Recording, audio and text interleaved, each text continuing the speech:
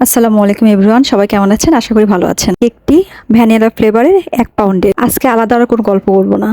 আজকে কেকটা কিভাবে আমি অর্ডার পেলাম এবং কিভাবে ডেলিভারি দিলাম খুব অল্প টাইমের মধ্যে, সেটাই শেয়ার করবো আপনাদের সঙ্গে। মূলত আজকে কোনো অর্ডার ছিল না, তাই চিন্তা করলাম, তারপর দাওয়াতও পড়ে গেছে মাঝখানে, চিন্তা করলাম আজকে আর কোনো অর্ডার নিব না। কিন্তু কালকে যে কেকটা ডেলিভারি দিচ্ছি, আপুটা নাছোড়বান্দা, আমাকে কেক দিতেই হবে আপু, যে কোনো মূল্যে। তো কি আর করার, রাতে 10টায় বাসায় ফিরলাম, কাজে নেমে পড়লাম। আমার কেকের ব্যাটারটা কতটা ফ্লাফি হয়েছে দেখতে পাচ্ছেন, ফ্লাফি হয়েছে। তারপর চিন্তা করলাম না, এটা ফুললে পড়ে যাবে, তাই 2টা কাপ কেকও তৈরি করে ফেললাম।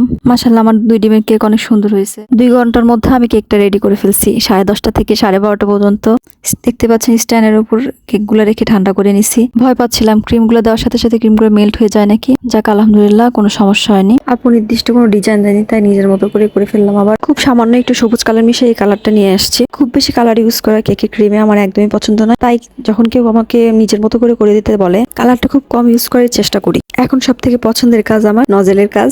এই কিউট ফুলগুলো 1G এবং 195 নজল দিয়ে আমি করে নিছি।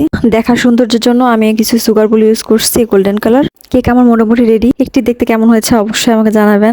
1G নজল দিয়ে এখন কাপ কেক দুটাকেও রেডি করে ফেললাম। নওগাঁ সান্তারের মধ্যে কারো কেক লাগলে অবশ্যই তাহমিনাস কেক পার্লারে ইনবক্স করবেন। ধন্যবাদ সবাইকে। আসসালামু আলাইকুম।